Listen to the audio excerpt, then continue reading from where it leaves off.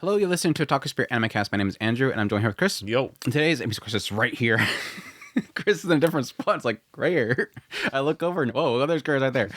But yeah, today is our deliberations for the anime of the year 2024. So we wrapped up the year. We've done all the reviews. That's all done. But before we can leave 2024 behind, the last thing that we have to do is our deliberations for the best of the year. So we'll go through all the different genres. We'll do some different topics like, best girl, best boy, which I don't know if you got a chance to put yours in there, but I think I selected a few in there that I think you liked. So in case you didn't get a chance to look at the list, hopefully all your favorites are in there, because that's always the big one.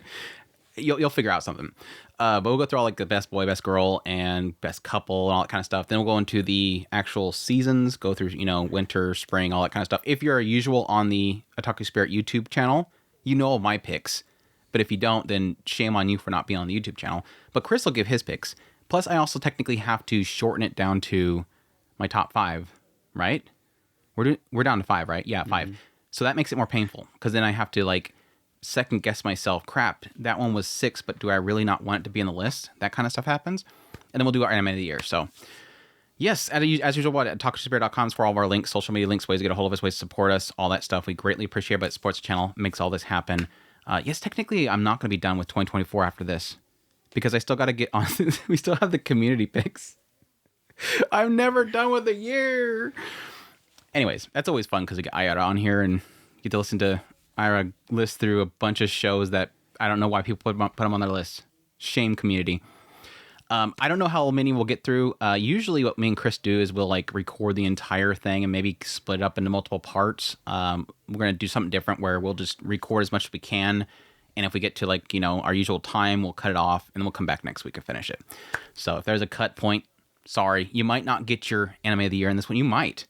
We might go through this so fast because Chris hasn't watched a lot of these shows, unfortunately. We might actually get it done. We'll see. But yeah, let's get it started. We're going to, again, start off with genres. First things first, let's get through all these stipulations. As per usual, we only include shows that actually end in the year. So, last year, a lot of people were upset, even though we said the same damn thing then. Frieren's not in your list. Where's Frieren? Frieren was 2023 because it ended in 2024. Winter 2024 is when it ended. That's going to be the same time this time. So if you're not seeing Orb, you're not seeing ReZero, you're not seeing Orb. I said Orb already. Blue Box. Chris, turn your stupid phone. I have to go through an entire crazy. Every time he forgets this. It's the same thing. Every single podcast, he forgets his watch, his phone. But yes, Orb, Blue Box, not to be Book of Friends. Oh yeah, that's also the other thing. If it's over, what we say, 70 episodes? 50. 50? Basically one full year's worth of season. Yeah, so if it gets over a year of running, that's also disincluded. We've given much praise, like Bleach. Bleach is one of them that's not going to be included in any of these lists because it's Bleach. Putting an insanely huge, epic, long series against a 12-episode series is kind of dumb. So we always give them praise. Bleach is amazing, all that kind of stuff. Danmachi Season 5 is not included, and that's mainly because of the episode count and the fact that it's not ended yet. Offeretta is not ended yet. Shangri-La Frontier is not ended yet. Dragon Ball Diamond's not ended yet. Oh my god, my sister's not ended yet. So those are all disqualified. So if you don't see them in the list, that's why. I think we've come to agreement that ReZero is not going to be included. Yes, because you said that it was extended into this year. Right. Okay, just making sure that we were on the same page. I let Ira decide on the community. I'm like, me and Chris are probably not going to have it in our list, so you can decide with the community if you're not going to include it, because it was 8 episodes and then 8 episodes in winter, so it's why would you do that? So that all said, let's get started, because we got a lot to go through. We'll kick things off with action, the best action of 2024. You haven't even got started. I was stalling, and you haven't even started your list yet. I haven't. Are you sure of that? I do. I purposely stall for Chris to do his list. Anyways, let's go through what I put in for the runner. Oh, you did finish yours. You cheated. You put it somewhere else. We basically go through all these shows that I've sort of nominated. I threw some in there that I think Chris would probably want in there, but I have Soul Leveling, obviously, Chain Soldier, Ishura, Sengoku Yoko, Brave Brain Bang Bravern, Frieren, Beyond Journey's End, Undead Unluck, Delicious and Dungeon, Demon Slayer, Kaiju number 8, Mushoku Tensei, 7th Prince.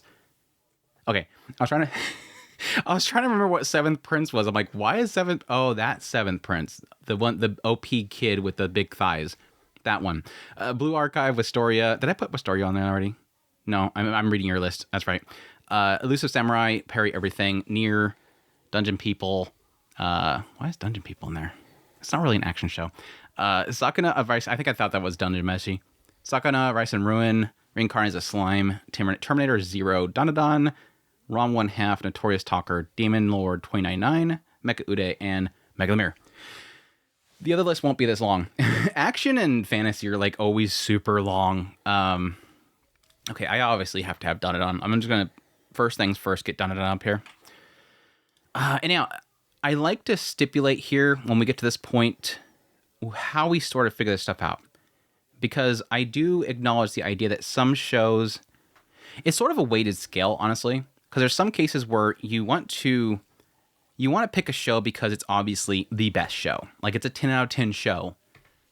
But there's some times where a show that's not a 10 out of 10 could beat it in the action category, just because I would, in my mind, if somebody said, hey, what's a really good action show? Like, you just want nothing but action, you don't really care about the story being perfect or anything. Okay, there's much more action in this show than this show, so you probably want to watch this. Great example. I love Mushoku Tensei more than Dandadan. But when somebody asks me for an action show, I'm not going to send them Mushoku Tensei. Mushoku Tensei has 4 amazing battles in a 12 episode series. Yeah, that's not going to be something I'm going to tell somebody go out of your way to go watch Mushoku Tensei for an action show. Dandadan for action is going to outweigh Mushoku Tensei. So that kind of gives you an idea of our mindset here. It's not necessarily that this show is better than this show. It's just as an action show, it's better. So that's why I say that. So yeah, Dandadan, Solo Leveling is definitely going to go up there. If somebody's looking for an action show, you can't really beat Solo Leveling in a lot of regards. Ishura, yes. That's going to go up there as well. Undead and Lux, definitely a fun action show. Frieren, Chris. Debate me with Frieren. I went back and forth. I put it at the top. The problem with... the action scenes are so freaking incredible. Well, and that goes to kind of my weighting. The more action set pieces that are involved in the show. And the nice thing about Frieren is it has a solid story as well. But that one's more mood setting than it is actiony. So yeah, because I mean, that's the same argument that I had with Mushoku Tensei. In my mind, I immediately go with my argument that I have Mushoku Tensei versus Dandadan. It's like Frieren's action scenes are probably easily the best action scenes of easily. I would have to think for a little bit, but I'm pretty sure I can safely say of the entire year, Frieren had the most incredible action set pieces of everything, any show. Like, I even put like a lot of stuff in Dungeon Meshi as well. I was gonna say there was a lot of solid set pieces in Dungeon Meshi. Mm-hmm. I mean, especially the chicken lady, the massive chicken lady, chicken dragon. I mean, that's also why I put Wistoria so high, is because I mean there was some absolutely stunning set pieces in that, and they had a good pacing of them. Honestly, Wistoria, I can follow you on that one. It's a good pacing of them. Dungeon Meshi, I think, is a little bit on the... Compared to Wistoria, definitely a little bit less, but it did have like a good pacing of action, maybe at least a good action set piece once per every other episode at most. So, I mean, it didn't stay dry. I can't think of any episode in that one that didn't have an action set piece. I mean, yeah, you'll have like and they stab the thing and then they cook it. I mean, it's not like... No, that's Dungeon Meshi. Like an insane... I thought you were talking about Wistoria. Oh, Wistoria, yeah. Every episode pretty much had an action piece to him, so... I agree with you there. But yeah, Frieren, incredible scenes, but I don't necessarily think it's like it is. There's literally spans of like 5 episodes of nothing. And that was kind of the difficulty that I had a lot with people that were arguing about Frieren. Oh my gosh, it's boring. It's like, I mean, are you going to it? Because yeah, obviously, and that's the unfortunate thing, is people look online on social media and they see, yeah, the fight with Fern against the demon. Like, holy crap, that was like her casually walking down the, that walkway, and she's just blasting his attacks, shielding and whatever, and then the crazy in the air and everything, and then you have over here, you have Stark fighting the cute demon over there, and she's like crouching down and charging at him. people see that clip and they go, holy crap, this frieren show looks amazing. And they fire up the first episode, and the first, like, 20 minutes is frieren walking around and taking a dip in a pond. Like, you're going to it because of those cool freaking clips. That's not what the show is. Yeah. Most of the show is just atmosphere. It's chill in the moment. It's relaxing. It's thought provoking. That kind of stuff. It's like, anyways, ranting. Elusive Samurai. So right now, I only have one more spot left. So let me put these up here in debate. So I have Elusive Samurai. I'm gonna put that up there. Oh my gosh, Nier as well. Damn, this year, dude. I don't think I've had this much of a problem with too much stuff in 1 year in a long time. What was the other one? Wistoria. That's right. You pointed that one out. Yeah, and I even agree with you. Delicious in Dungeon is going to be up there as well. I'm not putting Demon Slayer. It had a really, really good end to it, action-wise. But it's mostly training this season. It's not, and plus, I think that one goes into the realms of too many episodes, doesn't it? We had a 2-core season. We had Mugen Train, which I think got split into 6 episodes, and then we had the third season, or the Entertainment District arc. I think we're getting to, no, I don't think we're quite there yet. But anyways, even Bang Bravern, I wouldn't send somebody there for that action. I mean, it's got some good action in there, but I wouldn't send people there for action. Kaiju number 8, damn it. Damn it. Like, even Seventh Prince, I'd probably suggest to a lot of people. I'm not a huge fan of the show, though. Like, I feel like a lot of the action scenes get boring. And then Chain Soldiers got some good action in it as well. Undead Unluck. So, yeah. So, my short list is dandadan, Soul Leveling, Ishida, Undead Unluck, Elusive Samurai, Nier, Wistoria, Delicious in Dungeon, and Kaiju number 8. Those are all solid action shows. Like, throughout. Like, it's a good show, and it's got great action. Now, if I start debating which shows I would actually suggest people to watch, that's when things start dropping off. Like, I wouldn't really go out of my way to suggest Wistoria. Sorry. I thought it was very repetitive. I think the next seasons are probably going to be a lot better, but for now, I don't think it's a very entertaining show. Great action scenes, though. And a baseline for hopefully some good stuff in the future. From there, I'm dropping Delicious in Dungeon. I don't think people go for Delicious in Dungeon for action. Again, I think that's it's got comedy, it's got charm, it's got world, food, but not action focused. How many more did I got to drop? I got to drop 2 more, Chris. 2 more of my babies. I'm leaving Nier up. I'm leaving dandadan, of course. Soul Leveling. I might drop Soul Leveling. I might drop Undead Unluck. I'm dropping Undead Unluck. It had some low points. I still got one more to drop, Chris. Did I say one that I was going to drop as well? I'm dropping Elusive Samurai. I wouldn't suggest that to anybody. I didn't enjoy it. It's got great action scenes in it, though. Really amazing. I'll probably put it in my animation section. There we go. I got 5. Go ahead, Chris. You're already ready. You've been ready for like the last 5 minutes. Yeah, but I'm still moving stuff around, so. I didn't even reorganize mine. People are going to get so mad at me here in a minute. Soul Leveling this week. Right. Chef Kiss, dude. I'm sure. Holy crap, Chef Kiss episode, dude. I haven't gotten to watch it yet because I haven't. You read it, though. I read it. Okay. That's what I was saying. So I'm not spoiling anything for the hype. Once the ending of the last season happened, it was the red gate. Everything changed. Well, it's like me. Like, I watched that episode and I'm like, legit. Like, I came on the camera. I'm like, legitimately, that was the most incredible episode of Soul Leveling ever. And that's not saying much because I'm not like a super hyper fan of the series up to this point. The previous episode was good, but this was like, holy crap, that was actually legitimately great action, some reveals, some massive teasing. I'm like, holy crap, I have things to think about this show for once. Holy crap, where has this show been? I think I'm gonna do. Anyway, so my list, I'm sure that it'll change. We talk about that every year. Ask Things me in can 5 change. minutes. Yeah, ask me in 5 minutes. But for number 5, I've got frieren. just a gorgeous show. You're making me feel bad for not putting Frieren on my list. You jerk. Well, I don't have as many shows, so it's easier for me to drop things. Beautiful show, has some fantastic, like Andrew was absolutely gushing over that last scene with the doppelganger. Yeah. Holy crap, so good, dude. I want to rewatch it so bad. Undead Unluck, I think it was absolutely goofy. I think that it has some fantastic action scenes. Then I've got Delicious in Dungeon. Again, just some crazy stuff going on in there. Wistoria absolutely blew me away on that first episode, and it pretty much kept up with that quality all the way through the show. Just absolutely jaw-dropping action pieces.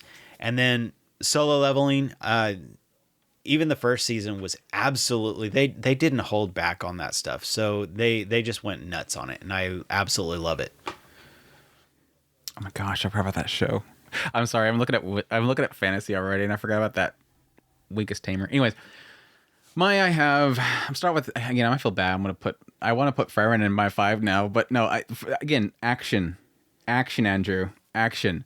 For mine, I have Solo Leveling as number 5. I'm sorry, as much as I'm loving season 2, season 1 was not that amazing for me. We're getting it though. Number 4, I have Kaiju number 8. I just had a lot of fun with that show. A lot of great action in that one. Just has a lot of fun to it as well. It's a fun action type to it. I will admit that I would argue with myself that technically with Kaiju number 8, a lot less action scenes than Solo Leveling had, but again, the overall show with the balance was a lot better for me. Number 3, Ishida. I know it's going to make a lot of people mad because I think like 99% of the people watching this have never watched Ishida. It's an incredible show. It's really good. It's a really good show. And it's got some really great action scenes in it as well.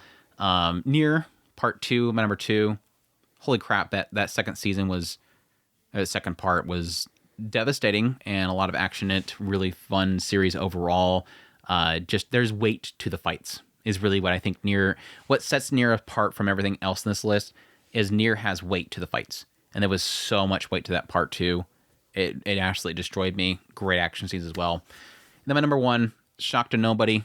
I grabbed it immediately. Dandadan. Dandadan was literally, it was in my top 10 anime of the year. It was an actually incredible show, and the action in it was bonkers and so much freaking fun, dude. It is a rare case where, unlike Nier, where it's weight to the fights, this one there was just fun to the fights. It was just a really fun show. So, yeah, good stuff. All right, let's go on to adventure. Going on to an adventure. I was looking at fantasy. So you had your list over here and it threw me off. With adventure, it's the concept of like going off into somewhere, exploring something, seeking out a new destiny, having a drive towards something. Obviously, I gotta grab this one. It's a big shock. That's gotta go. See, I felt bad in the last list. Now I'm not gonna feel bad no more. Your list is gonna turn out the same as mine, isn't it? I'm already seeing it. I see I have something you haven't. That's gonna make it more difficult. Did you already line yours up? I have in here Weakest Tamer, by the way, for everybody. Weakest Tamer, Sasaki and P, Strongest Tank, Labyrinth Raids, Fluffy Paradise, Sengoku Yoko, Frieren Beyond Journey's End, Delicious Dungeon, Mushoku Tensei, Train to the End of the World, Spice and Wolf, No Longer Allowed Another World, and Dungeon People. Why do I keep putting Dungeon People everywhere in there? I must have thought it was Delicious in Dungeon when I was really tired. I'm really tired this week. Shut up. And Sakura Rise of Moon. So there you go. What's your list, I'm pretty confident with where I'm at on this. I have as number 5, I've got Weakest Tamer. Number 3, I've got, number 4, I've got Delicious in Dungeon. Number 3, I've got Mushoku Tensei. Number 2, I've got Spice and Wolf, and number 1, I've got Frieren. And Spice and Wolf as well. I mean, most all of mine are pretty much going in the same line. They're some kind of a story start. You get characters who are going on some kind of a journey to get to a goal of some sort. And I think each one of those, in their own way, they kind of capture that essence. I tend to kind of give a lot more leeway to stories that build the world while they're doing their exploration of that. So yeah, that's why the more and more that you get up into the top levels of it, like frieren is an absolute, just well structured and thought out world, and I absolutely love it for that. Yeah, that's the thing is like whenever they were traveling through like the northern area, it's like I want to look at map. Whenever you have that moment where you're like, I want to look at a map. Like I want to look at a map. I want to see where they're at, how long it's going to take us. How long did it take them to get there? I wonder how long it's going to. You start to want to plot out how much distance they've gone. I mean, I had the same problem with Michiko Tensei, like especially after like the whole trip along across the world after the displacement incident. Like you get in your mind of the idea of like how long it took them to travel there, and now you're kind of figuring out how long it would take them to get over this region and stuff like that. It's just the quality and efforts put into the world is definitely there. Anyways, mine, the ones that I'm going to mention that didn't in my list that I really want to mention is I would agree with you with Weakest Tamer. I don't think the adventure aspect is its strong suit, but it's kind of one of those ones where I want to put it in my list because I don't think it's going to end up anywhere else. Right. It might end up in my Isekai list, we'll see. But that was just a very unique concept for that one especially. So it's just a really, really beautiful show. I do think it drops off at some point for me, but early on, really good show. Very unique. The other one I would probably... What other one did I not... Oh, Train of the End of the World. I really like that show. But I don't think it's like a really great show. And that's mainly because of its later part. Like its last arc just sucked. Sorry. Its later arc and ending sucked. It doesn't ruin the show for me. But I did find it to be a very fascinating world. It's kind of in the same realms as something like Made in Abyss, where every location, because the concept is that the world itself has been like messed up, so they're on a train and every stop they go to is like a different like the world itself has been warped in some way at each stop, and getting into how each one of those stops are warped in some way was really cool. Love the zombie segment, zombie killings, Ponsu segments. It's just got some good stuff in there, so I was super intrigued by it. I think that's it though. Sengoku Yoko is a really good adventure series, but again, second season was kind of blah. So yeah, mine number 5, No Longer Allowed Into the World. Super surprised. This is going to be contending for my biggest surprise of the year overall, but I really did enjoy that show. Really cool little adventure that goes on, even though he constantly wants to croak, because it's the whole idea of it. Really cool world though. I was super surprised by fun characters. It's almost a kind of Suba thing where like it's a dysfunctional party aspect. Really enjoyed it. Listen to Delicious in Dungeon for number 4. We've talked about one to death. Mashoko Tensei is number 3, obviously. Really love Mashoko Tensei. I will admit that probably only like half of that really is the adventure aspect of it. The other half is like mostly the family and everything like that and psychological drama they get into. Spice and Wolf, my number 2. It's Spice and Wolf. It is all about the adventure and the traveling and everything. And then number 1, obviously, Frieren Beyond Journeys. And because it is a journey. And yes, I agree with Chris on a lot of cases there. I just think the world itself is expansive, super interesting, great characters and everything. So, there you go. Fantasy. Oh my gosh, fantasy is always the most difficult one. I'm not going to read all the fantasies. I'm not reading all these fantasies. A lot of them. Let me see. Some ones I would note, though. I would definitely put, like, Frieren Beyond Journeys in. Soul Leveling is a really great fantasy series. Witch and the Beast. I guess that's technically in the realms of fantasy, and I'd probably really want to get that in there because I love the fantasy that's in that series. Ishida, probably. Weakest Tamer. What else would I want to note? Tsukimichi. Second season wasn't as good for me. Yeah. The funny thing about and I believe we've discussed this quite a few times, but just so that the watchers or listeners are thinking about it, we've always gone back and forth on this kind of, these three tend to, and I'm talking about action, adventure, and fantasy. These three tend to kind of overlap each other. Action being more your, like Andrew is talking about, your action set pieces, your punches and crazy, flips and everything going on. Flips and dippins. Yeah. And then you got your adventure, which is something that is going from one place to another place And then you have fantasy, which is basically like I was talking about when I was talking about adventure. You're going from one place to another place. Fantasy is where I tend to kind of lean in more into the world building aspect of it. All three of them kind of feed into each other because you want a good solid action, but you want to have some kind of story to go with it. You want a good fantasy, but you want characters to live in that fantasy world. So each one of them have their own thing that is kind of the solid of these three that are kind of all vying for attention. And so that's when you will tend to see things kind of shift around on our placement. But in this particular category, as far as fantasy is concerned, it tends to, for me, it's reflecting a lot of the same thing that's in my adventure list. I have Wistoria, which is actually on my action list, but I think that it has a solid going through the list. I'm not as many of these shows that are in this particular list are in my watch list. So I only have 4. So I have Wistoria, which is my number 4, Mishoko, which nobody doubts Mishoko is going to be all over our lists. Delicious in Dungeon. I think it was absolutely brilliantly thought out world. I was absolutely blown away with how much they went into. Yeah, it's got a lot of depth. Yeah. And then, of course, Frieren.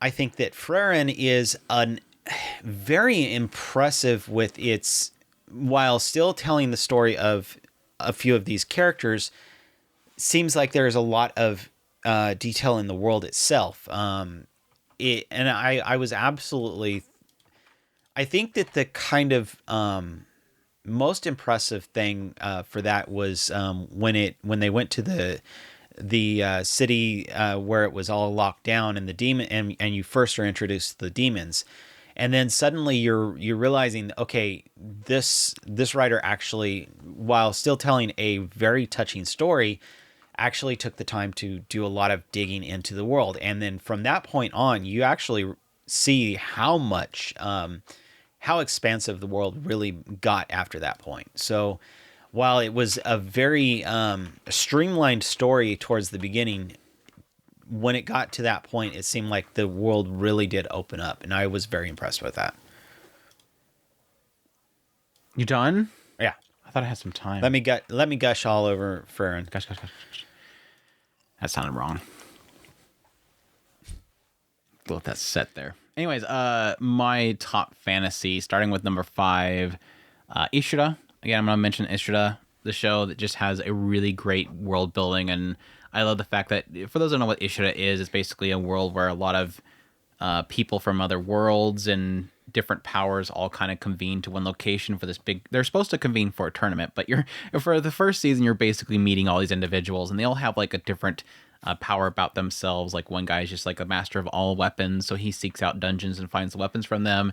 You have like this one guy has this blade that's like super dull, but he knows where the weaknesses of any opponent he has, and he can cut through anything with it. One chick literally has the ability to, because this world has words, which is magic there, has like the ability to manipulate anything. So she can literally tell somebody to die and they literally die. Really cool, different like super OP abilities they all have, and they're having to fight each other at some point. So really cool getting into each one of them, their stories, what ability they have, where they're from, really is a question mark there. So loved it. Love it. Delicious in Dungeon, I'll put that as my number 4. Agree with Chris. It's a food dungeon crawling show, and it has like some of the best like world building and magic systems and mechanics of the world itself, like getting the dark magic and all that kind of stuff. Forbidden arts was really, really cool. So Yatagarasu, I'll put my number 3. Thankfully, I got to put Yatagarasu in one of my lists because I absolutely love that show. It's so freaking intriguing and such a deep world. My gosh, it's like getting that second core, it's suddenly out of nowhere. It's like, holy crap, this stuff's getting deeper and deeper and deeper. I want another season now. Mushoku Tensei number 2, which I think, again, fantasy world, really fantastic stuff. It's got some really great depth of the world itself. Unfortunately, for at least just for part 2 of second season, we're really only getting into stuff like the summoning stuff for Nanahoshi, getting into the teleportation labyrinth and whatnot. Unfortunately, they skipped a lot of other cool world building they did that during that time, which is really around like Rudius and his battle aura and stuff like that. But even that aside, getting all that stuff, what they have in the actual anime adaptation was really good. So I love it. So, and then finally, number one, obviously, again, Frieren, Beyond Journey's End. I think that, again, really expansive world, a lot of depth to it. And again, getting into really Frieren herself, especially in that second core, was really fantastic. Getting into the demons, the mindsets of the demons, all that kind of stuff is really, really good stuff. So Frieren easily topping a lot of these charts. It's going to be easily topping a lot of these charts. There you go. Gosh. Drama. Let's just call it, Chris. Girls Band Cry and Bang Dream is My Go. Literally, they're melodrama. They're literally the epitome of the melodrama. They put Nina the Starry Bride in there too, because that's like some crazy Mexican drama. I'm not sure what going. You can't get more drama than band girls. Like if you got a band, I got Mujika this season too, so I got Girls Band Cry coming back again. I'm like, there's something about girls and bands. They gotta have like melodrama. Crazy stuff. Are you done with your I don't list? know. I'm pretty sure the boy band bands tend to They get whiny. They get whiny. Girl bands, they get angry. Like, I've never seen girls yell. You splashed a little bit of water on me when I was 2 years old. Clearly, you killed all my family and their. You were the one that killed my brother. No, I am your brother. No. That's the big plot twist. He was his brother all along. No. What do you got for drama? I don't have very many. This season, I don't have very many on it. I don't know. I think I want Apothecary Die. I want my Mau Mau at the top. I'm gonna change it. Mau Mau. I'm so happy she's back. Got your Mau Mau back.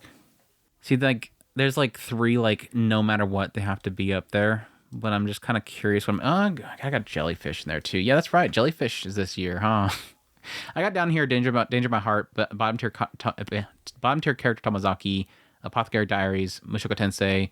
I really want to put Mushoku Tensei on my list. Jellyfish Can't Swim in the Night, Girls Band Cry, Sound Euphonium. Oh, that too. Tonari no Yokai-kun. Not quite Yokai-san, sorry. Oitombo, Spice and Wolf, Yatsukarasu, Dead Demons, Destruction, Oshinoko Season 2, that was in there too. No. Makeine, no. Atare, My Dear Monets, Sumasho, Negative Positive Angler, and Beastars. And stack year. I'm sorry. At number 3 on my list, I've got Sumasho. Absolutely really has a very touching story overall.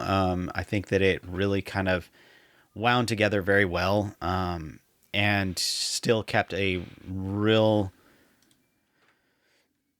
kept itself. It was near perfect storytelling. I think that it had a habit of kind of wallowing in a couple of moments that kind of made it drag a little bit, but for the most part, it was absolutely solid story. Number 2, I've got Dangers in My Heart. Number 2, I think that was absolutely. I think you said. I thought you were saying that it was in my number two. Season 2. I get you. Season 2. Number two. Number 2. No, I think it was a continuation of an absolutely brilliant story. Finishing it or pulling it all together to kind of put the crown on the top of the story, and I think it was brilliantly done. And number 1, I think, is The Apothecary Diaries. The Apothecary. The Apothecary Diaries. Apothecary. No, Apothecary.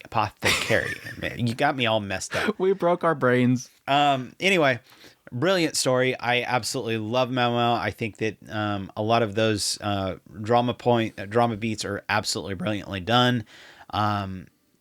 It really does kind of tote the line between telling this grand story and telling these smaller drama stories all the way through there. Really heart-touching ones, and absolutely kind of facing a world that is not necessarily a world, but a kind of point in history that is very different than ours. And so it kind of explores that aspect of life very differently. So yeah, I think it's brilliant. Dude, this is probably I didn't think I was gonna get stuck on drama for so long. This is a tough one. There was some really good drama this year, and it's really weighing like certain aspects of each one of them is really bothering me. I thought about putting Oshinoko on there, but I wasn't sure. It's like literally the only place it can be. That's the unfortunate thing. I mean, there is the idol section. So I had it. I put it over there on psychological. Did I put it? That's the only one. Yeah, that I have it. really... I have it in psychological too. I mean, that was the only one that out of the psychologicals that I read, that I watched, but. Yeah, that's the unfortunate thing because like most listings on most sites don't have psychological. It's like literally the author knows psychology, like legit. Akane in the show wrote after himself. He didn't do exactly what Akane did. He based her character based on what he did in his past, which is look into psychology to understand people. It's total psychological stuff. Like it's super deep stuff. So why would it not be in psychological list? Where is my idol section? Because we actually had idol stuff in this season of... Yeah, I didn't put it over there. It's fixed. I fixed it. But yeah, it's like one of the few places you can have Oshinoko.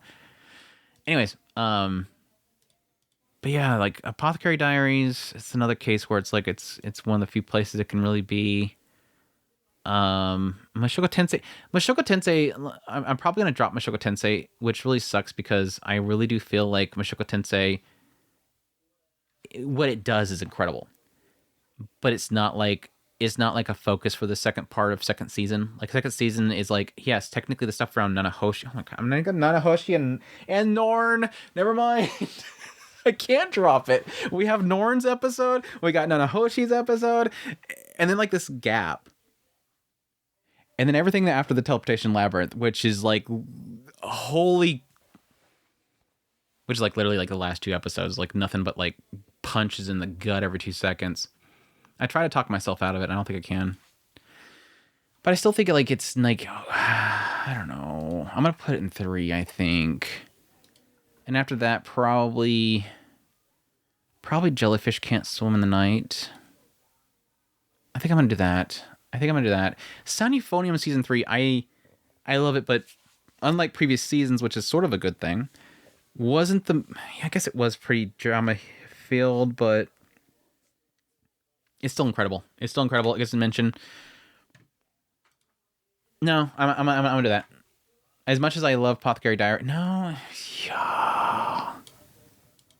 Apothecary Diary is a Sound Euphonium, Chris. It's like, which one of your babies dies, Chris? Jellyfish Can't Swim in the Night is incredible too, and I almost want to do that one as well. Drama sucks, dude. This list sucks. You're lucky for having such a short list, Chris. You suck. I'm probably gonna put Oshinoko and Mishoko up there. You should. I'm gonna put. I think I'm good. I think yeah. I think I'm good. Kind of feel like I'm betraying a couple of my favorites. Now you know how I feel when I didn't put frieren in earlier. Yeah, right. I have a number 5, Apothecary Diaries. Absolutely incredible show. It's down at number 5 because I don't think like the drama is really that heavy for me. It's more like just Mamao herself kind of figuring out the mystery aspects of it. And I think her personality kind of keeps it out of that drama area. There is some really strong, heavy drama beats in there, especially like with the concubines and getting into especially early on, which I forget her name is, Liha, holy crap, her story is incredible.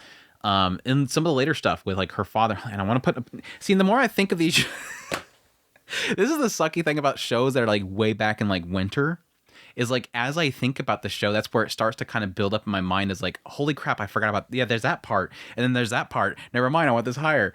I'm swapping with Jellyfish. There's no way that Apothecary Diaries is beating Jellyfish now I think about it. So my number 5 is Jellyfish Can't Swim in the Night. It's a really cool show.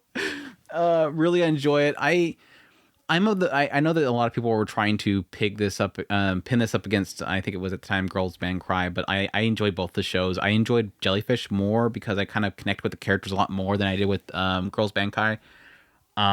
Really incredible characters, really great drama beat moments, especially with like Kiwi. I loved her character. Her story was phenomenal.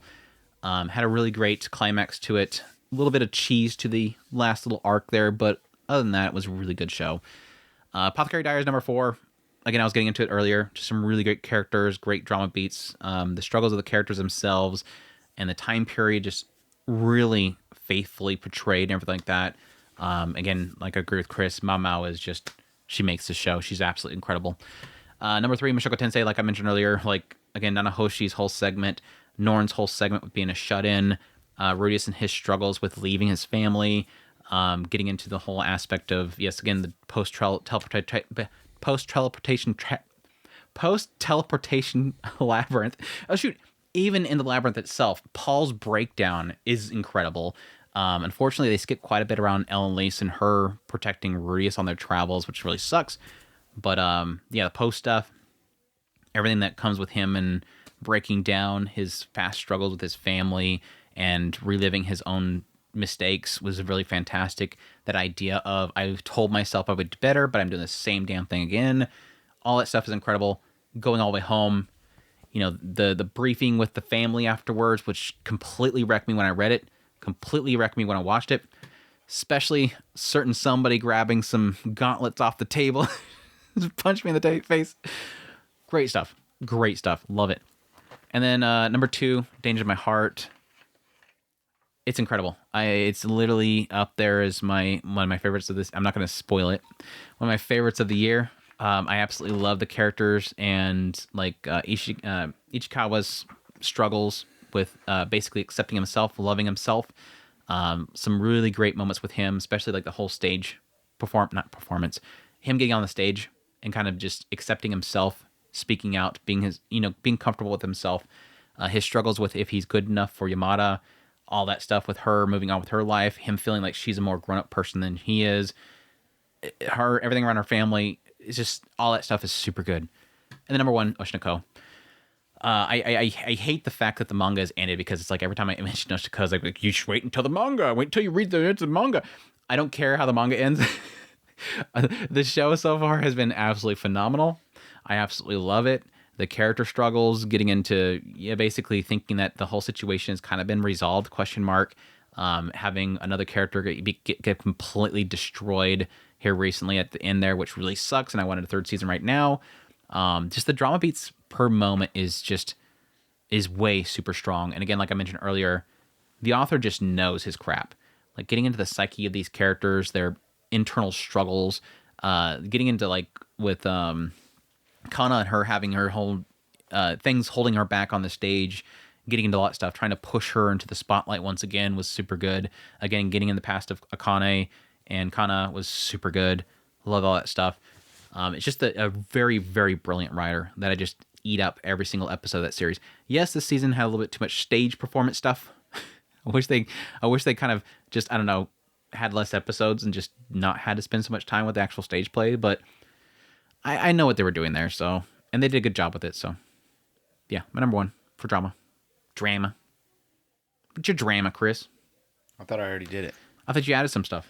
Oh, I just added Oshinoko and Mushoku, but where do I want to put them? I don't want to revamp my entire list, so I'll just go ahead and do it as it is. You're gonna just like, I'm real lazy. No, Chris, you're supposed to say, yeah, I debated it for a while. You were talking, and I decided this because only the best for my viewers. Well, to be fair, I didn't really immediately put them up there, so I wasn't really weighing them as heavy as the other two. It's hard to think about them. I mean, Mushoku Tensei, it's like it's whenever you think of drama, you don't really think of Mushoku Tensei, right? But again, it one does have some suits. Really solid. Drama it's literally the reason why Mushoku Tensei is so different than any other isekai out there is because it has character drama.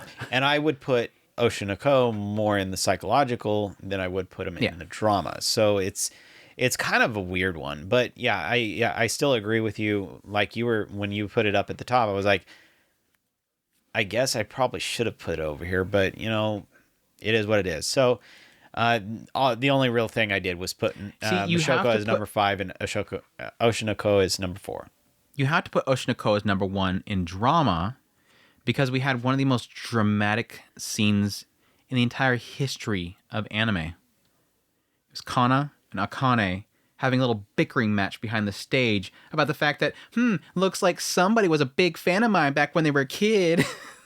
Found a little interview here. That drama actually got us to bickering a little bit. Yeah. That was how heated it was. There it is. Who's best girl? Anyways, Sci-Fi Mecha, Chris's strong suit. Oh my gosh, Chris, I have a massive list here, and I love how he's got one show in his sci-fi. Everybody's like, "Wait, Chris watched a sci-fi show this year?" And everybody's thinking, all of the Chris fans are thinking, they're like Wheels Overdrive, trying to figure out what sci-fi show did he watch. It wasn't Metallic Rouge. It wasn't Ishida. It wasn't Bang Bang Bravern Brag Bravern. Y'all forgot about it. It was definitely not. I told you it was one of the best shows of that season. None of you paid attention. Wasn't near. For some reason, it wasn't AOTY. I thought for sure Chris was going to watch AOTY because, Rocket to Punch, don't do, robots discrimination. It wasn't Terminator Zero for damn sure.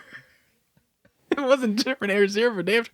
It wasn't Demon Lord 2099. I kind of want him to get watching. I think he's going to really like Demon Lord 2099 when he ever does watch it. Maybe if he gets second season, he'll watch it.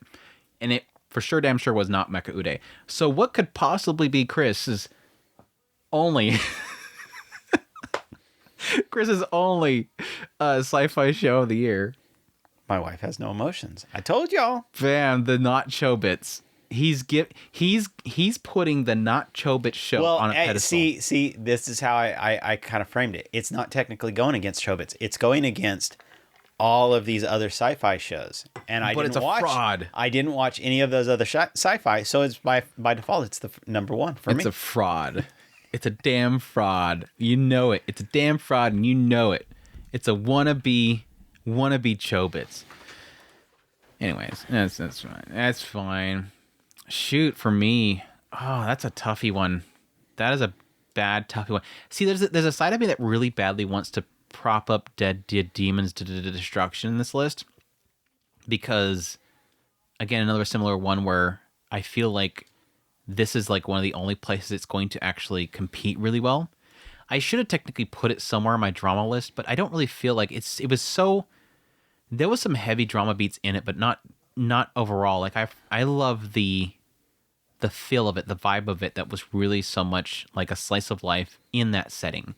Yes, having those moments of questions, people questioning what's going on, but for the most part, it was just really, hey, let's go to school the next day. Oh crap, should I even study? Is it even a point to it? That kind of stuff. And even right here, it as a sci-fi, yes, it does some crazy good sci-fi stuff later on, but that wasn't really the part that I liked about it. That's the troubling aspect. It'd be almost like putting a show in the action segment, even though you don't like the action scenes, because it's a good action show, but you don't like it for the action. But it's a good show that has action in it. I don't know. That's a toughie. I don't know that I would put Ishida because a lot of the sci-fi stuff in it, there is sci-fi, there is even mecha in Ishida. It's got everything in Ishida. It's very recreator-esque.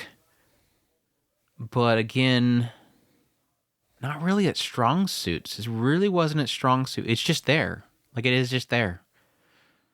Bang Bravern probably has to go up there by default. That one might actually go up here by default. It is straight up just sci-fi madness. AOTY might. My wife, Terminator Zero. Terminator Zero was good, and I actually probably think it does deserve to actually be in the list. I have to have Demon Lord up there somewhere. Demon Lord needs to be somewhere. And it is such like a cyberpunk setting, which is really cool. I like it. And it's got some good world building around that, so... Against my earlier arguments, I might do this list like this. I think that's going to be good. Against my arguments earlier. Let me think. Yes. I have to do the like this versus this. This one wins. This one versus this. This one wins. This one versus this. Yes, that one wins. That versus that. Yeah, okay, I got it. Number 5. For Andrew's top sci-fi / mecha series of 2024. Number 5. Terminator Zero, which again, don't let that off put you. The fact that it is Terminator, I think it was a very good. Like again, I've only really watched Terminator 1, Terminator 2. I don't think I even watched anything beyond that. I think I was going to watch 3, but I just stopped there. Which from everything I've heard, that's a good thing, Andrew. I think it was very faithful to Terminator 2, at least, and Terminator 1. It does get a little bit into this whole idea of kind of explaining how it can kind of exist with those two worlds, those two stories, but I'm not going to get into those details. I will admit that everything around like the whole like Skynet stuff and the talking to the AI was really kind of boring after a while, but everything outside of that was super good. It really gave me a feel of, again, like a Terminator 2 kind of feel to it, which I really liked. The maid that was with the two kids was super great. I loved her story. It had a great ending to it, so it was actually a good Western property anime adaptation. Number 4, Bang Bang Bravern. It's a dumb, goofy show, really super silly. I don't like the twist as much as other people like towards the later part of it, but it was a really good show overall. Just very, very male thirsty mecha. It's very yaoi mecha, and it works. Like I usually don't really care much for yaoi shows because obviously I like my girls. But like the yaoi worked. Like it's a yaoi comedy series that actually really works. It's super funny thirsty. Yeah, Demon Lord 2099 is my number 3. Again, very cyberpunk, very futuristic type of Demon Lord trying to take over the world. Great main character, super interesting world. I want more of it so badly. I'm really yes, it's going to go on my massive list that I'm already building up, but really want to read it because I'm sure the writer, unless it's just fooling me, the writer really thought out this world. Number 2, Dead Demons Destruction. Like I said earlier, technically the least of the most interesting aspect of the show for me personally, but it is sci-fi. It is alien invasion, and it becomes a very focal point at some point, and I really, really love the show. It was a really fantastic series. And my number 1, Nier Part 2. I loved Nier. The first season, not as much as the second season, but the second season was absolutely incredible. So, must watch. Anyways, that's my list. So horror psychological, Chris, you actually have something in there. We've talked about it a million times at this point, so it's not a shock. Yes, I have at my number 1 because with just crazy debate and fighting and there was blood everywhere. It was just it was a mess. But at the end of the day, Oshinoko won out of a total of 1 shows. Oshinoko won. It won out of 1 shows. 1 out of 1. This one's kind of pretty easy for me. I do want to give a shout out to this show, and I think it's probably fitting for the list, so I'm gonna put that up there. I kind of want to put Witch and the Beast up there. I really do, but it's very. It doesn't have any of the psychological. It's very. We put psychological horror together because there's not really that many horror shows and not many that psychological shows. So putting them together kind of helps. So it goes with specifically Witch and the Beast. It goes in the horror realm, which yes, it at times does get pretty gruesome with the characters, like vampires, just with a bunch of human sacrifices or whatever. Pretty bloody segments, but it's not really the focus. Like there is some moments, but not really overall. It's a really good like vampire / witch / like every type of supernatural type of setting, which I really do enjoy. I might have it in this supernatural area. Might do better over there. We'll see. But yeah, my number 5 is like literally, I think it's the only like true horror show of the year, and that's Mysterious Disappearances. Really fantastic series. Wasn't the best adapted visually, but it was a really good show overall. A lot of mysteries and whatnot in it as well, which again might place it in the mystery category a lot more stronger than over here, but I enjoy it. Again, it was like the only horror show. Ishura can get very brutal, very dark, very psychological, very heavy on the characters, and they're basically, again, fighting to death, all that kind of stuff. Characters manipulating other people, getting a lot of that kind of stuff, which I really did enjoy as well. Number 3, Nier Part 2. Again, very brutal. Second part, very bloody. And yeah, getting a lot into the psyche of the characters as well there, because you technically do have certain characters having to move on without the person that they've kind of grown to essentially be reliant on. So it gets a lot of that stuff. Basically, one of the core concepts of Nier overall is the idea of machines trying to learn to be human. And what comes with the idea of machines mimicking humans is the aspect of getting into the psyche of humans and aspects of revenge and all that kind of stuff that does technically manipulate a robot. So yeah, it gets into a lot of that stuff. Number 2, Beastars. Again, very much so into the realms of humans that are not, well, beast people in a society that is very human-like, very, very human-like. And yes, a lot of the aspects of instinct and whatnot that can affect them, trying to fight those urges to consume somebody, a lot of the fears of, coexisting with, again, between herbivores and carnivores, tiger people, wolf people, with sheep people and deer people, that kind of stuff in there, which I do really enjoy. And then, yeah, like I mentioned earlier, Oshinoko, number 1, very easy. Again, it's very much so this writer's bread and butter, which I really do enjoy. So, easy number 1 for me. Comedy. You got a lot of comedies. Good. That was pretty much... Well, I was kind of just shoving things up there at some point. There's only one. Only the best from Chris and his list, people. Well, it's more along the lines of there was only one show that I was really actually laughing through, and that was It's Time for Torture Princess. Spoiler. The other 4 that I have here, I kind of, because at first I just put Torture Princess up there and just moved on, and then I kind of went back and I thought about it quite a bit, and comedy doesn't. It's one of those. You kind of watch a show and you can see the humor, that the humor is there, but did you laugh? Wait, you didn't watch Magical Girl and Evil Lieutenant? Yes, I did.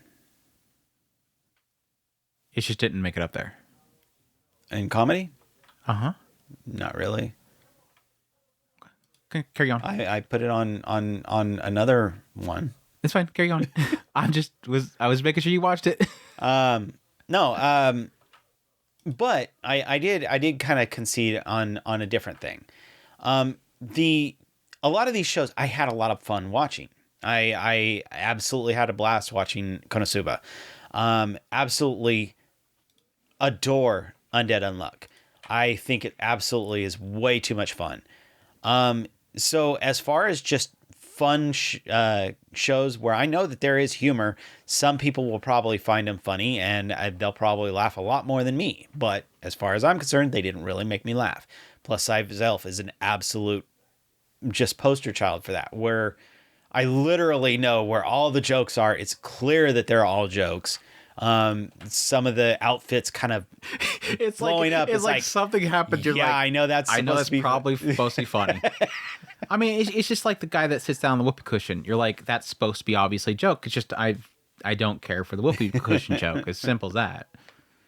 So as it is, that's pretty much my list. I have number 5 Plus Size Elf. Number 4, I've got Wrong Way Healing Magic. Number 3 is Undead Unluck. Number 2 is Konosuba, and number 1 is, of course, Torture Princess. So I have to. We're gonna have a moment here. We have to have some fights.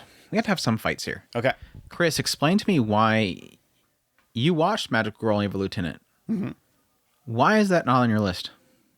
Because if you're going to point out our favorite cursing girl, that's the only point in which I did laugh. Yes. You didn't laugh like at the very beginning moments where she's reaching over the table to him and he literally is cracking. You're not going to point out the fact that like he sends out all the slime things and he goes to check the report and he's basically catches her getting literally like H levels of attack by these slimes and he has to go out there and literally destroy his own slimes to save her life. And then like she looks up him all cute with him putting a jacket on her and absolutely just shatters to himself, goes back to his office to literally have to look online to buy gifts for her. And every time they come inside the room, he literally shuts the lid and literally yells at them because they came in when he's supposed to look at the stuff. And like only the F girl? That's about the And only the one that I stupid remember. cat guy that literally is sitting there going and saying, "I can't wait for you to blossom." You kind of you made it into something funny. Okay. And literally, like the evil the angel cat, the bird cat, comes in to the cat and basically starts insulting the place that they're staying. And they have like a discussion at which one of the two girls looks cuter, which one has got like the better body, and where all the fat goes for one of them. Like none of that. Not really. Oh my gosh! But plus size elf, had you laughing more? No, it didn't make me laugh. So plus size. No, you're saying that plus size elf made you laugh though, Not really. but it made you laugh more than Magical Girl and Evil Lieutenant. I just considered it more of a comedy than I considered Magical Girl and Evil Lieutenant. It's more of a comedy than that. Well, they're both comedies, so yeah. Yeah. But you're just thinking that one's more funny because you have it higher. Yeah, I guess. Now romance is absolutely. I'm speechless. I'm speechless. Actually, I'm not really speechless because I'm talking a lot. Because we're a podcast, you have to talk a lot. Anyways, I'm thoroughly disgusted. Moving on. Okay, let me go and fix you watch, my list for you. Did you not? You watched Chained Shoulder too, didn't you? Yeah. I didn't find the humor in that one. I'm trying to think of funny moments in that series. I mean, there was like some like you got like a brief little kind of like a quirk in the cheek. Just been thinking like, oh, that was kind of funny. Blondie was probably about the closest thing to something funny in that show. Yeah, like the Weapon Girl. Like a lot of the comedy around her was a lot of fun. The lolly character that's like a staple in the house as well, just like being his she show basically. She was cute. But yeah, I like laugh out loud. It was really just around the comedy, around the ecchi. Like suddenly out of nowhere, yeah, she's forced to have to like, show him her ponsu, and it's like that's kind of funny. Oh, she didn't realize that she was gonna have the punishment game too, where she has to do something that he wants. Then it's like that whole aspect of, so this means that you wanted this. Like suddenly out of nowhere, she like takes him off to his room or her room, and then suddenly she starts taking off her boot, and she's like, "Oh, that's obviously what he wants, is this desire to for her to step on him." So it's like kind of a self-report every time they do something for him. It's like, that's what you wanted. There's always that aspect of that series. Chained Shoulder, for those that don't know, is basically this guy becomes like enslaved by the main girl, and she's able to like literally control him as like a beast. So he transforms this beast thing, and she's able to ride him around. But the thing is that by her controlling him, she has to pay that back afterwards by paying into whatever desire he has. She used to do this with demons before, and all she had to do was feed them meat, and they were happy. But with him, it's always something, yes, what does he desire? This really hot chick right on top of him. It's usually something inappropriate. And so after every battle, it's literally like she has to kiss him, like French kiss him or something like that. And it's getting obviously more and more intense as it goes along. But it was always like funny that like that was what she wanted, not something else. Like most people watching, like, that's it? Like, dude, that's all you want from her?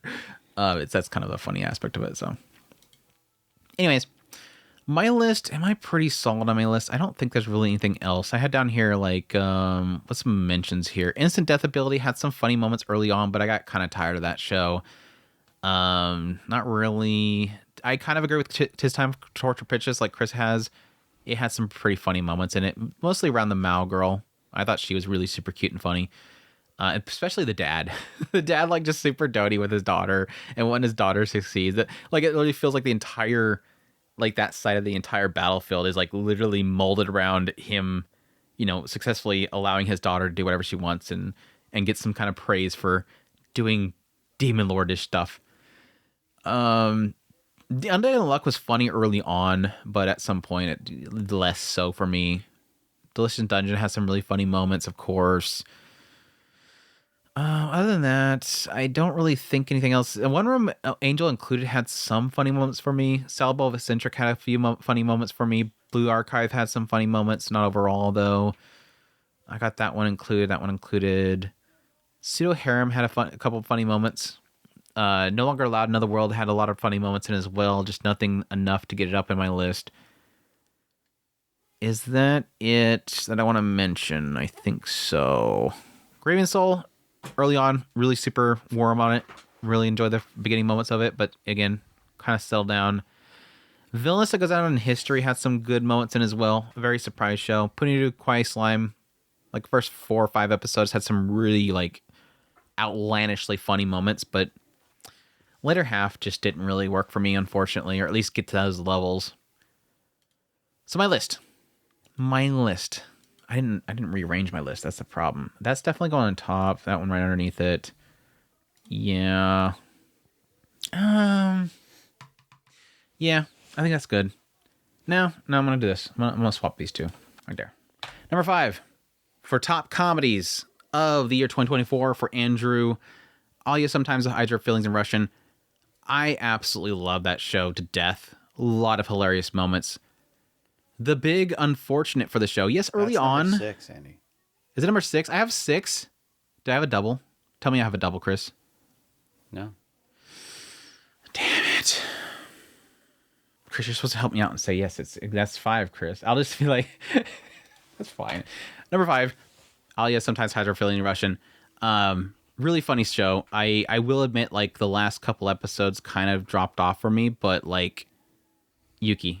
Like the show is Yuki and Masha too. Like a lot of hilarious moments between the main character, his sister Yuki, his childhood friend Masha, which were really fantastic. Early on, Alya, supposed to be the main heroine chick, early on was a lot of fun around her, some ecchi moments with her, but like everything after that, I don't think really came to the levels of Yuki and Masha in that show, which the chemistry between them and the main character are just absolute chef kiss. Just a lot of really fun moments. Again, very much so kind of inching into the realm of ecchi. I think Yuki is literally like one of my favorite sister characters of anime of all time at this point. Like her chemistry with him is just absolute chef kiss. She's a mischief girl. Like she's an absolute otaku mischief girl. She plays into the tropes and she loves it. And I love it for that. So really a phenomenal character. And yeah, Masha's similar the way is she's just a comfort girl. Like she's just an absolute comfort girl, knows how to tear into him, make him take down his guard, and just plays into those desires. I think it's just a great cast of characters. And again, the only reason it's way down at 5 is I think that the later parts kind of just started cooling down, unfortunately, which is unfortunate because it started off real strong. Like there was a lot of people surprised that didn't end up in my top list of the year because I was super heavy on it. But it unfortunately cooled down a lot. So, number 5, though. Still good. Of the entire year, still number 5. Number 4, dandadan. Dandadan is just absolutely hilarious. Love the chemistry between the characters. Such a goofy show. It takes any opportunity it can to just throw in some really kind of not forced, which I really appreciate, not forced comedy in there. It just feels just right whenever it happens. Number 3, Konosuba. Great return for the Konosuba franchise. I had a massive amount of fun with 3rd season, which is really funny. I've mentioned this before. It feels like the 2nd season I wasn't big on, a lot of people were big on. And the 3rd season I was really big on, and a lot of people weren't big on. So I almost feel like there's like a flip of people. But I loved it. I loved season 3. Number 2, Magic Girl and Evil Lieutenant. I literally listed a whole bunch of them earlier to get Chris to put it on his list. I really thought it was a hilarious series. Super cute as well. I think there wasn't a single episode of that series, which was like, they were short episodes, like what, 12, 13 minutes? Yeah. Or 15 minutes maybe? Yeah, they were real short. They're very short episodes, but like every single episode, I got laughs out of it. And yeah, I definitely would say like the pinnacle of that is probably around the cat. Despite the fact that I hate the familiar so much, I have to admit that he facilitates a lot of the comedy. He's that he's a massive dirtbag, and it works. And yeah, I got a massive kick out of the F-bomb girl. She's great. Yeah, that's F to...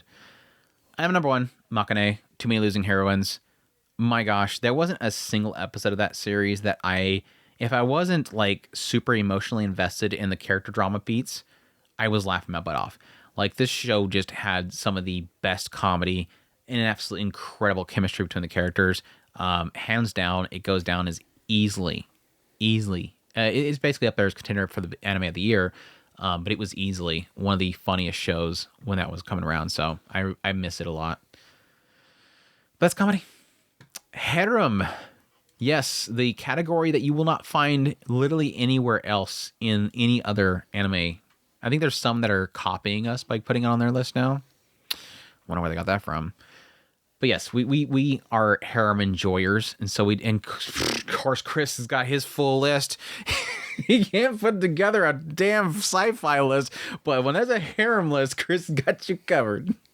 If there's harem in the show, and even if it's not classified a harem, he'll say, "Yeah, there's 3. We're good.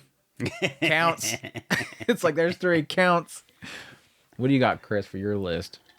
I